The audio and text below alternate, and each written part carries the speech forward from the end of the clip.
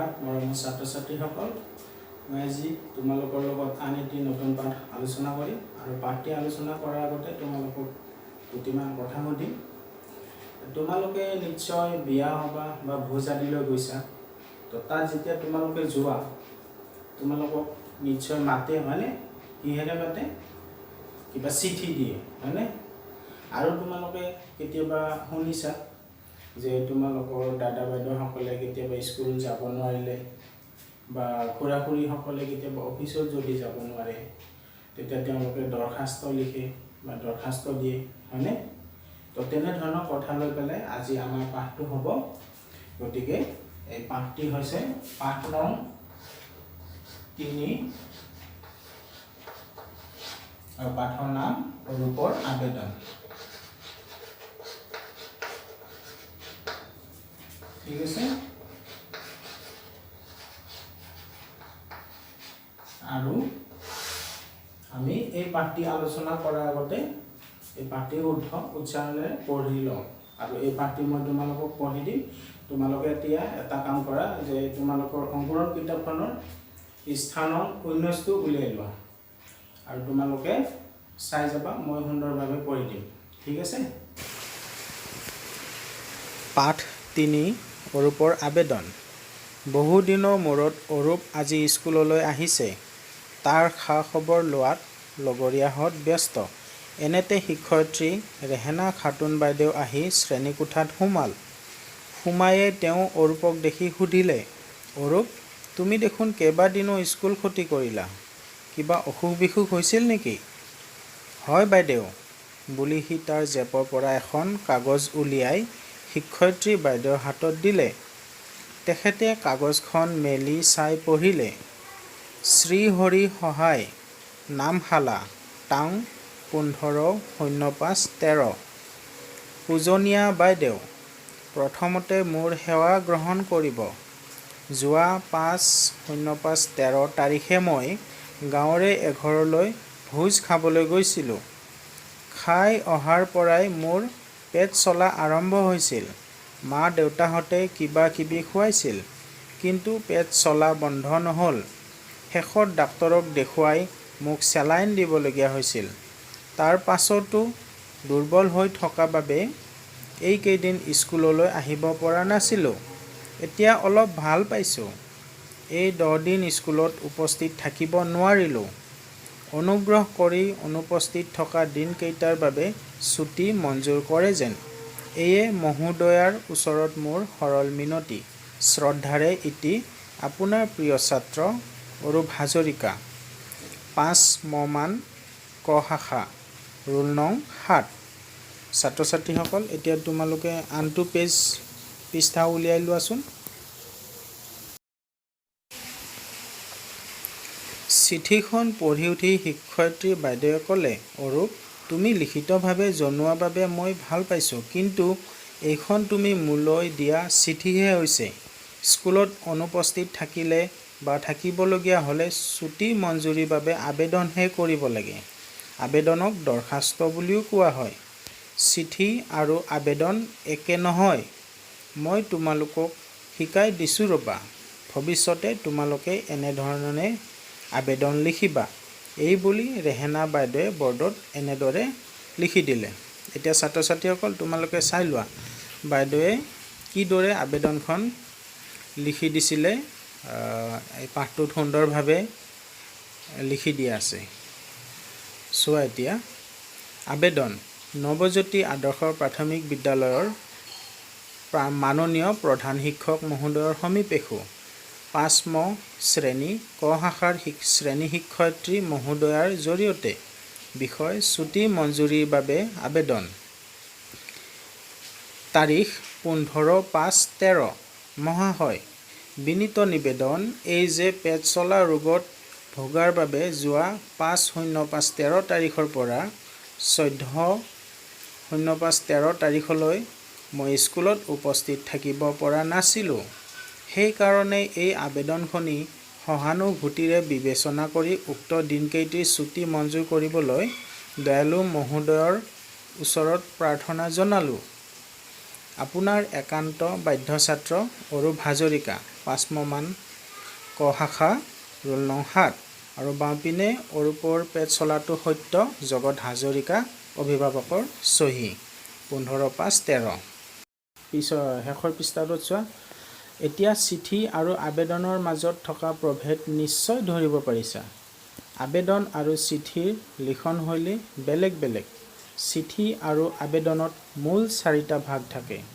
সেইকেইটা হ'ল শিৰোনামা, সম্বোধন, মূল অংশ আৰু সামৰণি। ছাত্ৰ ছাত্ৰীসকল, আমি পাঠটো পঢ়ি কি দেখিলোঁ যে অৰূপ নামৰ ল'ৰাজনে তেওঁৰ পেটৰ অসুখ হোৱাৰ কাৰণে কি হৈছিলে, বহুদিন স্কুললৈ আহিব পৰা নাছিলে। আৰু তেওঁ যেতিয়া আহিব পৰা নাছিলে, বাইদেৱে যেতিয়া তেওঁ সুধিছিলে আহিব নোৱাৰা কাৰণ, তেওঁ তেতিয়া কি কৰিছিলে, এখন কাগজ দিছিলে আৰু তেওঁ সেইখন বাইদেউ দৰখাস্ত হিচাপে দিছিলে। আৰু যেতিয়া বাইদেউ কাগজখন পঢ়ি চাই দেখিলে যে সেইখন আচলতে দৰখাস্ত হোৱা নাই, তেওঁ চিঠি লিখা পদ্ধতিতহে সেইখন লিখা হৈছে, গতিকে তেওঁৰ দৰখাস্তখন ভুল হৈছে। তাৰপিছত কি কৰিলে, বাইদেৱে তেওঁ দৰখাস্তখন কিদৰে লিখিব লাগে আমাৰ সেই আনটি পৃষ্ঠাত সুন্দৰভাৱে তেওঁ লিখি দেখুৱালে, হয়নে?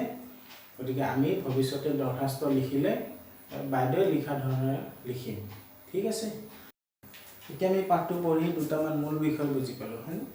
গতিকে যে চিঠি বা দৰখাস্ত আদিৰ ভাগ থাকে, মূল ভাগ 4টা থাকে। কি বুলি কৈছে, আমাৰ পাঠটিৰ শেষত কৈছে কথাটো কি বুলি কৈছে যে মূল ভাগ 4টা কি বুলি কৈছে। ইয়াৰে কোনটো অংশ কি কয় মই তোমালোকক কিতাপখনতে থকা পৃষ্ঠা নং 28 এই পৃষ্ঠাটো উলিয়াই লোৱাচোন বাৰু। পৃষ্ঠা নং 28ত এখন চিঠি আছে, আইতাকে লিখিছে, হয়নে? আইতাকে লিখিছে, ধুনীয়াকৈ প্ৰণৱলৈকে লিখিছে। গতিকে এই চিঠিখনত সুন্দৰভাৱে এই কথাখিনি অৱলম্বন কৰা হৈছে আৰু মই তোমালোকক এই চিঠিখনৰ মাধ্যমত এই গোটেইখিনি বস্তু দেখাই দিম। তোমালোকে এই চিঠিখনলৈকে চোৱা। মই ইয়াতে যিটো অংশত মাৰ্ক কৰি দিছোঁ আৰু সেই মাৰ্ক মতে মই তোমালোকক লিখি দিছোঁ, ইয়াত দেখাই দিছোঁ কোনটোক আমি কম, কোনটো সম্বোধন আৰু কোনখিনি মূল বিষয় আৰু কোনখিনি সামৰণি। দেখিবলৈ পাইছানে সুন্দৰভাৱে? আৰু এইদৰে আমাৰ চিঠি লিখা হয় বা দৰখাস্ত লিখা হয়, ঠিক আছে? মৰমৰ ছাত্ৰ ছাত্ৰীসকল, আমি এতিয়া আন এটি শিতানলৈকে যাওঁ, সেয়া হৈছে ব্যাকৰণ। গতিকে তোমালোকে এটা কাম কৰাচোন, এই কিতাপখনৰ পৃষ্ঠা নং 22টো উলিয়াই লোৱা। পৃষ্ঠা নং 22ত তোমালোকে দেখিবলৈ পাইছা এটা বাকচ দিয়া আছে আৰু অৰূপে লিখা চিঠিখনৰ আধাৰত কিছুমান বাক্য উলিয়াই দি পেলাই তোমালোকক কালৰ বিষয়ে বুজাই দিয়া হৈছে, হয়নে? আৰু তোমালোকে কিতাপখন চাই যোৱা আৰু মই তোমালোকক এইখিনি ধুনীয়াকৈ দেখাই দিম কোনটো কি কাল বুলি কোৱা হয়, ঠিক আছে? ছাত্ৰ ছাত্ৰীসকল, তোমালোকে বাকচটোৰ ভিতৰত থকা কথাখিনিলৈ মন কৰা। ইয়াতে যিবিলাক শব্দ মোটাকৈ ক'লা ধৰণে দিয়া আছে, সেই শব্দবিলাকলৈ চোৱাচোন বাৰু।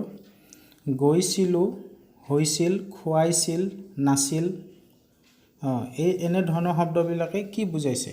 ইয়াত কৈছে যে এনেদৰে আগতে হৈ যোৱা কাৰ্যৰ অৰ্থ প্ৰকাশ কৰা ক্ৰিয়াৰ কালক অতীতকাল বুলি কোৱা হয়, হয়নে? অতীতকাল কাক কয় আমি বুজি পালোঁ।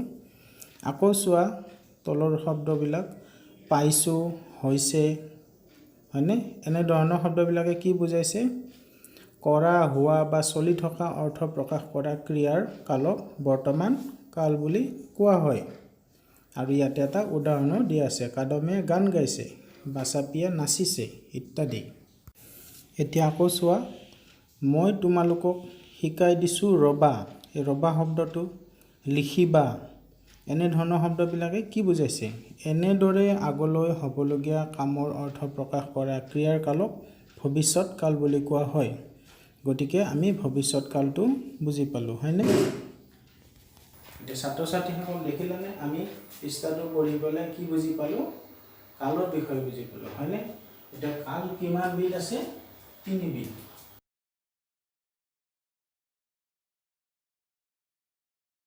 তোমালোকে এতিয়া এইখিনি প্ৰশ্ন লিখি লোৱাচোন। আগৰ প্ৰশ্নখিনিৰ লগতে এইখিনিও নিজৰ নিজৰ টোকা বহীত লিখি লোৱা আৰু তোমালোকে এই প্ৰশ্ন উত্তৰসমূহ নিজৰ টোকা বহীত ভালদৰে কৰিবলৈ যত্ন কৰিবা আৰু কিতাপখনৰ সহায় ল'বা। আৰু ইয়াৰ বাদেও আমাৰ পাঠত কিছুমান আকৌ প্ৰশ্ন আছে, গতিকে সেই প্ৰশ্নসমূহৰো তোমালোকে উত্তৰ কৰিবলৈ যত্ন কৰিবা। আৰু পৰৱৰ্তী যেতিয়া পাঠদান কৰিম সেই সময়ত মই তোমালোকৰ এই প্ৰশ্ন উত্তৰসমূহ পৰীক্ষা কৰিম আৰু যদি কিবা ভুল ক্ৰুটি ৰৈ যায় মই ইয়াক তোমালোকক শুধৰাই দিবলৈ যত্ন কৰিম। ঠিক আছে, গতিকে আজি পাঠটো ইমানতে সামৰিছোঁ আৰু তোমালোকে যাতে নিজৰ স্বাস্থ্যৰ যতন লোৱা, ভালদৰে থাকা আৰু আমাৰ পৰিৱেশত চলি অহা যিবিলাক ব্যাধি আমাৰ বৰ্তমান চলি আছে তাৰ পৰা যাতে আমি পৰিত্ৰাণ পাওঁ, আমি কুশলে থাকোঁ, তাৰ বাবে আমি সকলোৱে যত্ন ল'ব লাগিব, হয়নে? গতিকে ইয়াৰ যত্ন ল'বা আৰু তোমালোকে কিতাপৰ পৰা আঁতৰি নাহিবা। তোমালোকে যাতে তোমালোকৰ নিজৰ পঢ়া শুনা সদায় নিয়মিতভাৱে চলাই নিয়া। ঠিক আছে, ধন্যবাদ।